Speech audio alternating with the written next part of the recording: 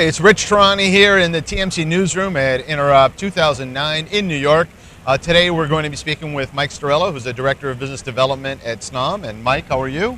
Very good, Rich. Pleasure to see you again. Thanks for being on the program, and also thank you viewers for watching. Question, I'm sure many people know about your company and the products you make, but just in case there's some new people, give me an overview, please. A little bit of an overview is snom's been around for 12 years. We sell in 50 countries through a two-tiered channel development process. We're all about VoIP phones and all use the SIP protocol. Very affordable, list price from $129 to $379. Conference room speakerphone, deck phone, and our latest phone, which is the 870 color touchscreen, Gigabit E, which is a great phone. Yeah. I love the color phones. Those are my favorite phones. So let's talk about that phone for a little bit. Where do you see the market in terms of adoption of color versus video, and the high end versus the low end?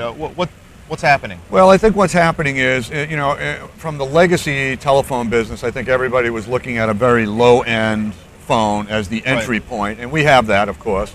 But I think now with UC, there's been a very much of an interest in the larger display screen, color. I mean, the prices of color have come down, so so the components are less expensive than they were, like, say, 8 years ago. I mean, our 870 list price is like $379. Wow. 5 to 6 years ago, I think that would have been $879. Sure. So prices have come you're way getting down. a lot of value for the money for a good phone that should last the business customer a good 10 years and be ready for all the things of the future, like HD voice.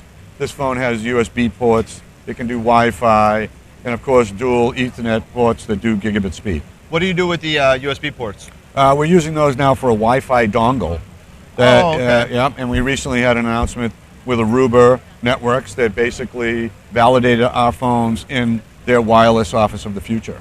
Yeah. Oh, great. Yeah. And I guess you could also charge with those. If you have a device that you want to charge, you can just plug it into the phone. Yeah, you could. Yeah, actually, you could charge your iPhone through the back of that USB port. I'm always looking for places to charge my phone. Exactly. That works fine. Yeah. Okay, that's great. So what are some of the new things that are coming out? Well, I think some of the new things that we have on tap, next year we'll have some new products. There'll be a build out of an 800 series phones, which is the 820 and the 870. So we'll have additional products that will connect to those phones. We will probably have more phones, more products in the area of SIP-based products, like maybe a speaker connection for paging. Yeah. Okay. So we have a lot of things on tap for next year. Good. And in terms of the market, what do you see happening in 2010?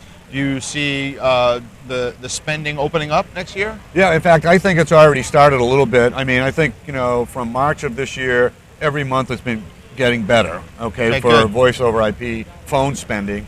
I think people now are taking a real hard look at their voice communication costs, and it's finally time to say, okay, I need to save some money in that area. And VoIP phones and VoIP systems are the best way to do that. No, I agree with you. Yeah, of course. So I think 2010 is going to be a banner year, and I think there's some things that customers are looking for. HD voice has got to be in your product line. Are people asking for HD voice? Yeah, a lot of people are asking for. I mean, I think it's kind of like HD TV. Nobody's going to go buy a TV that doesn't do HD. So basically, traditional telephony has become legacy already, and it's HD that you need. Yeah, HD, I think almost everybody asks if you have HD codecs in your product line. So I think it will be a requirement moving forward. Now, what about interoperability between HD and different devices and PBXs, etc.? Well, that still needs to be ironed out. There are some islands of HD which are still a little difficult. I think the mobile industry has their own codec, which might not talk to the VoIP landline business phone HD. So there's some transcoding that might need to be done in the networks. But I think on a IP to IP call, if you can have our phones with a Polycom or Astra, and snom phones will all do HD talking to each other. So the phone vendors have kind of got their act together. It's like the rest of the industry. We're waiting to get the things in the network that we need to do a pure HD call. And that'll be very exciting. Very exciting. Well, we still have islands of VoIP. Forget about HD, right? Exactly. We still the VoIP calls don't actually stay VoIP from carrier to carrier. They go generally. into PSTN and then flip back both ways a couple of times, actually. Right.